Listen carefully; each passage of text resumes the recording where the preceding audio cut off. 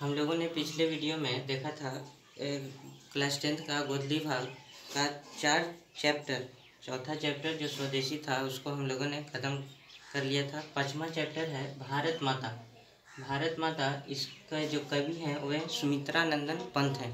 सुमित्रा नंदन पंत के द्वारा भारत माता कविता लिखा गया है और इसके बारे में हम लोग देखेंगे कि सुमित्रा नंदन पंत का जन्म 1900 ईस्वी में कहाँ हुआ था, तो उत्तराखंड में सुमित्रा नंदन पंत का जन्म 1900 ईस्वी में उत्तराखंड में हुआ था। और इनके पिता कौन थे? गंगाधर पंत। गंगाधर पंत और माता थी सरस्वती देवी। यह जो पिता थे गंगाधर पंत, यह अकाउंटेंट थे, मतलब किसी बैंक में असिस्टेंट अकाउंटेंट थे। और जब इनका जन्म सुमित्रा नंदन पंत का जन्म हुआ तो कुछ ही समय के बाद माता की मृत्यु हो गई, उनकी देहांत हो गई। और सुमित्रा नंदन पंत का जो पढ़ाई लिखाई चला वह गांव में ही चला। वह गांव के पाठशाला में जाते थे और बाद में वह हाई स्कूल ज्वाइन किए और हाई स्कूल के बाद उस शिक्षा के लिए दूसरे जगह गए। इनकी मृत्यु हुई 1977 ईस्वी में। इन्होंने यह कविता के साथ साथ उपन्यास, नाटक भी लिखा। उनका कई नाटक लिखा गया, कई उपन्यास है, कई कविता है। इन्हें भारतीय ज्ञानपीठ पुरस्कार का सम्मान मिला था। भारतीय ज्ञानपीठ पुरस्कार के द्वारा सम्मानित किया गया था। सुमित्रा नंदन पंत को प्रकृति के सुकुमार कवि के रूप में जाना जाता है। प्रकृति के सुकुमार कवि किन्हें कहा जाता है? तो सुमित्रा नंदन पंत को। अब हम लोग आते हैं और किताब का जो लाइन दिया है उस लाइन के अनुसार हम लोग पढ़ेंगे और उसके हिंदी को समझेंगे। पहला पंक्ति है, भारत माता ग्राम वासिनी, खेतों में फैला है श्यामल, धूल भरा मैला सांचल, गंगा जमुना में आंसू जल, मिट्टी की प्रतिमा उदासिनी। कहते हैं, यह जो सुमित्रा नंदन पंत हैं वह कहते हैं भारत माता का वर्णन करते हुए, भारत माता की जो उनकी जो इच्छा है, उनकी इच्छा को प्रकट करते हुए सुमित्रा नंदन पंत कहते हैं कि हमारी जो भारत माता है उनकी आत्मा कहाँ बसती है, तो गाँव में बसती है। मतलब कि भारत माता की जो आत्मा होती है वह गाँव में निवास करती है। उसके बाद क्या है, कहते हैं खेतों में फैला है श्यामल, मतलब और कि धूल, खेतों में फैला है श्यामल, धूल भला मैला सांचल। कहते हैं कि हमारे देश की जो संतानें हैं वह उसका जो कपड़े हैं मैले कुचैले पूरे परिवार के साथ खेतों में काम करते हैं और उनके कपड़े क्या है, तो मैले हैं। मतलब कि वह जो कपड़े पहने हुए हैं गंदे मैले कुचैले, वह भारत माता अपनी आंचल बताते हुए कहता है, भारत माता अपनी आंचल बताते हुए कहते हैं कि हमारी जो आंचल है वह क्या हो चुकी है, तो गंदी हो चुकी है, मैले कुचैले हो चुके हैं। क्योंकि यहाँ की संतानें, जो यहाँ की संतान है, जनता है, वह अपने पूरे परिवार के साथ मिलकर खेतों में दिन भर मेहनत कर रहा है और मैले कुचैले कपड़ा पहनकर दिन भर मेहनत कर रहा है। जैसे लग रहा है कि मिट्टी की प्रतिमा उदासनी, जैसे लग रहा है कि वह मिट्टी की प्रतिमा है, ना उनको खाने का ठीक है, ना कुछ करने का ठीक है, कोई आराम नहीं है, बस दूसरों के लिए काम को कर रहे हैं। कहते हैं सुमित्रा नंदन पंत कि भारत माता है वह कहती है कि इस पृथ्वी पर जो गंगा जमुना का पवित्र जल है वह हमारे आंसू जैसा लगता है।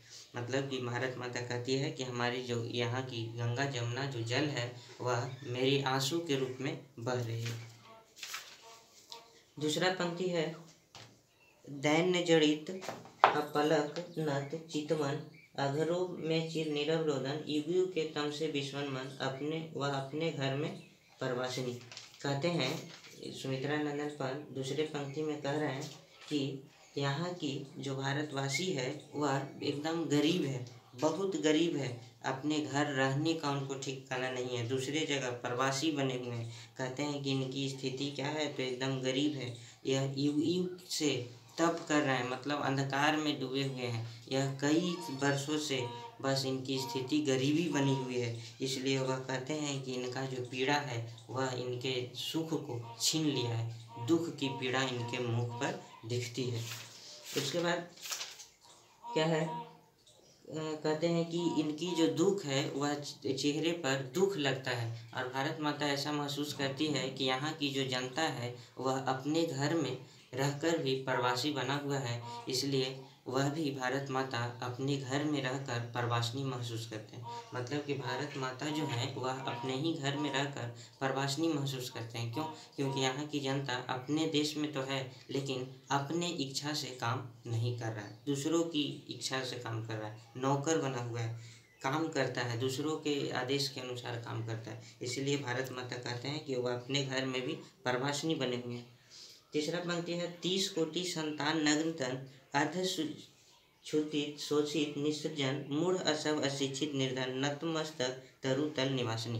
कहते हैं सुमित्रा नंदन पंत कि हमारी जो भारत माता है वह ऐसा व्यक्त करते हैं, ऐसा प्रस्तुत करते हैं कि हमारी जो 30 कोटि संतान है, कोटि का मतलब करोड़, 30 करोड़ संतान है। जब यह सुमित्रा नंदन पंत का जो कविता लिख रहे थे उस समय हमारे भारत की आबादी कितनी थी? 30 करोड़।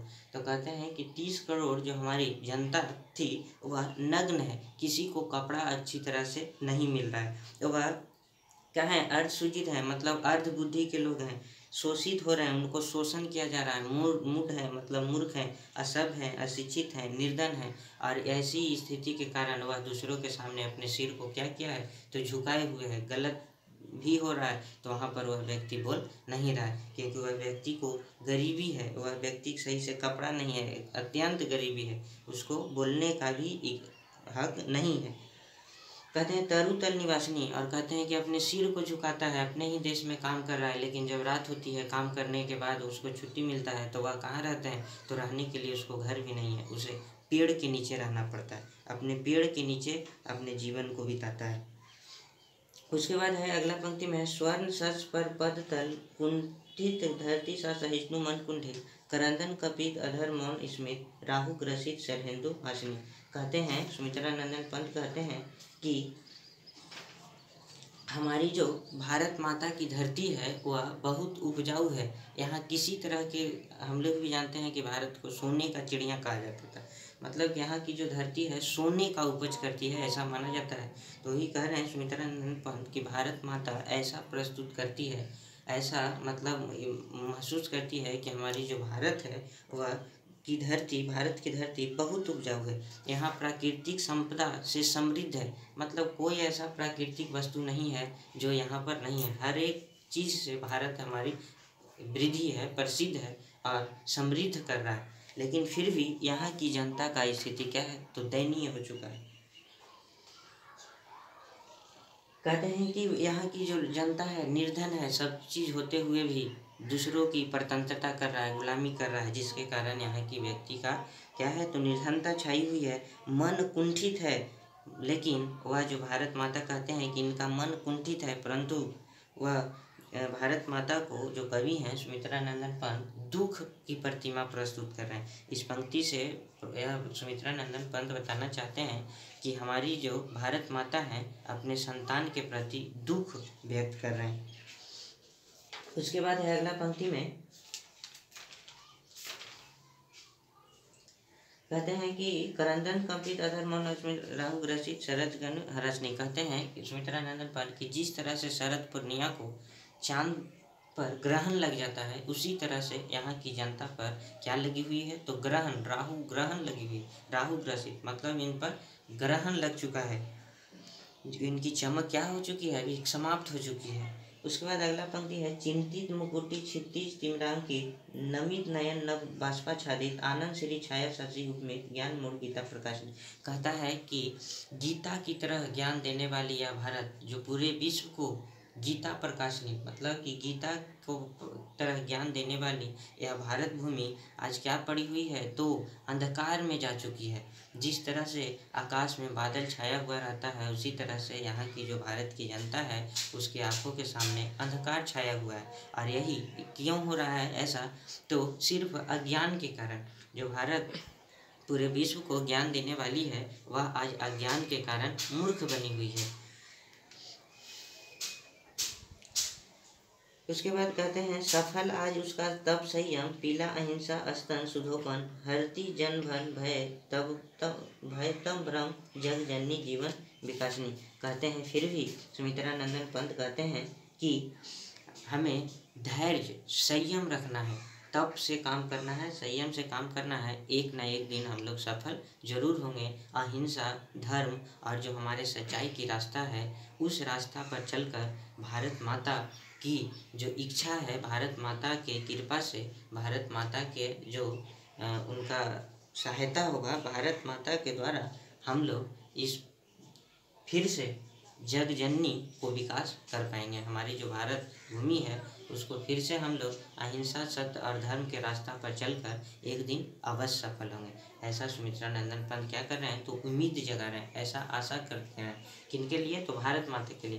तो बता रहे हैं कि भारत माता हम अपने संतानों से क्या करती है, तो आशा कर रही है कि एक न एक दिन हमारा संतान सफल होगा और हमारा संतान गर्व से कहेगा कि हम भारत के निवासी हैं। मतलब कह रहे हैं सुमित्रा नंदन पंत कि आज भी भले ही हम लोग निर्धन हैं, गरीब हैं, लेकिन हम लोगों को गर्व करना चाहिए कि हम लोग कहाँ के रहने वाले हैं, तो भारत के रहने वाले हैं। हमारे भारत माता पर हमें गर्व है और भारत माता एक दिन ऐसा सौभाग्य होगा भारत माता के कि हम लोग जिस तरह से इच्छा है भारत माता का, वैसे सब चीज़ सफल हो जाएगा। और इसी तरह से कहता है कि भारत माता का जो मार्गदर्शन के रूप में होगा, भारत माता के मार्गदर्शन के बाद, मार्गदर्शक के बाद भारत माता हमें मार्गदर्शन करेगी और उसके बाद हम लोग सफल हो जाएंगे। यही इस जो कविता था इसका पूरा हिंदी था। अब इसका क्वेश्चन आंसर है। क्वेश्चन आंसर में है, पहला जैसे क्वेश्चन है कि कविता के प्रथम अनुच्छेद में कवि भारत माता का कैसा चित्र प्रस्तुत करता है। तो अभी हम लोगों ने देखा कि कविता का जो प्रथम अनुच्छेद क्या था, तो भारत माता ग्रामवासिनी खेतों में फैलाए सैनिक, धूल भरा मैला सा चल, गंगा जमुना में आंसू जल, मिट्टी की प्रतिमा वासनी। तो कहते हैं कि इसका क्या आशय है, तो लिखेंगे कि प्रस्तुत कविता के अनुसार सुमित्रा नंदन पंत जो कवि हैं उनके अनुसार, या लिखेंगे प्रस्तुत कविता के अनुसार भारत माता की आत्मा कहाँ बस करती है, गाँव में बसती है। लेकिन आज जो भारत माता की आंचल है, यहाँ की संतान पूरे परिवार के साथ मिलकर काम करते हैं, अपने वस्त्र को मैले कुचैले पहनकर खेतों में काम करते हैं, जिससे भारत माता की जो आंचल है कैसा लगती है, गंदा लगती है। और कहते हैं कि जो गंगा जमुना का यहाँ जो पानी पवित्र माना जाता है, वह भारत माता के आंसू के रूप में बह रही है। उसके बाद दूसरा क्वेश्चन है, भारत माता अपने ही घर में परवासिनी क्यों बनी हुई। तो भारत माता अपने ही घर में परवासिनी क्यों बनी हुई, लिखेंगे कि प्रस्तुत कविता के अनुसार भारत माता अपने ही घर में परवासिनी इसलिए बनी हुई है कि जो भारत की जनता है वह अपने ही घर में रहकर दूसरों की सेवा कर रहा है। अपने घर में रहकर उनका अधिकार नहीं चल रहा है, ऐसा लग रहा है जैसे वह अपने घर में नहीं है। इसीलिए भारत माता अपने घर में रहकर भी परवासिनी महसूस करती है। तीसरा है, कविता में कवि भारतीयों का कैसा चित्र खींचता है। तो अभी देखा हम लोगों ने कि सुमित्रा नंदन जो पंत थे, भारत माता जो कविता लिखे, उसमें यहाँ भारत के लोगों को कैसा चित्र प्रस्तुत किया, तो नंगा, असहाय, असभ, अशिक्षित, मूर्ख व्यक्ति के रूप में चित्र को प्रस्तुत करते हैं। चौथा, भारत माता का हास्य भी राहु ग्रसित क्यों दिखाई पड़ता है। इसलिए कि जिस तरह से भारत की जनता मतलब हमेशा चहचहाते हुए, जैसे चिड़िया चहचहाती है, एकदम चमक रहता है चेहरा पर, वैसा आज नहीं है। कहते हैं कि जिस तरह से शरद पूर्णिमा को चंद्रमा पर ग्रहण लग जाती है और उसकी चमक थोड़ी देर के लिए ख़त्म हो जाती है, उसी तरह से भारत की जनता पर अभी ग्रहण लग चुकी है। लेकिन ऐसा नहीं है कि हमेशा यह ग्रहण रहेगा, कुछ दिन के बाद यह ग्रहण क्या हो जाएगा, समाप्त हो जाएगा। उसके बाद कहते हैं कि कवि भारत माता को गीता प्रकाशनी मानकर भी ज्ञानमूर्ण क्यों कहता है। तो लिखेंगे कि प्रस्तुत कविता के अनुसार कवि कहते हैं कि गीता की तरह ज्ञान देने वाली यह भारत आज दूसरों की सेवा कर रहा है। निर्धनता के कारण यह मूर्ख बना हुआ है, अशिक्षित बना हुआ है। अशिक्षित के कारण यह क्या है, मूर्ख बना हुआ है। यही कारण है कि भारत दूसरों की तरह ज्ञान देने, मतलब पूरे विश्व को जो गीता की तरह ज्ञान देता है, आज भी ज्ञानूढ़ है। सिर्फ किस लिए, तो निर्धनता के कारण, असभ्य के कारण, अशिक्षा के कारण, गरीब के कारण। उसके बाद हम लोग देखेंगे कवि की दृष्टि में आज भारत माता का तप संयम क्यों सफल लगता है। तो कहेंगे कि कवि की दृष्टि में भारत माता का तप संयम इसलिए सफल है क्योंकि इसी तप संयम के कारण अहिंसा के बल पर हम लोगों को हिंसा नहीं करना है। अहिंसा के बल पर अपने जो लक्ष्य है उस लक्ष्य की प्राप्ति करेंगे और अपने जीवन को खुशहाल बनाएंगे। जो गरीबी है उस गरीबी को हटाएंगे, लेकिन अहिंसा के रास्ता पर चलकर, सच्चाई के रास्ता पर चलकर, गलत रास्ता पर नहीं चलकर। ऐसा सुमित्रानंद पंत बताते हैं। कहते हैं कि अपने जीवन भर विकास करेंगे लेकिन अहिंसा और सत्य के रास्ता पर चलकर। इस चैप्टर का इतना ही क्वेश्चन था। उम्मीद करते हैं वीडियो समझ में आ गया होगा, कहानी इसका समझ में आ गया होगा। वीडियो देखने के लिए आप लोगों को बहुत बहुत धन्यवाद।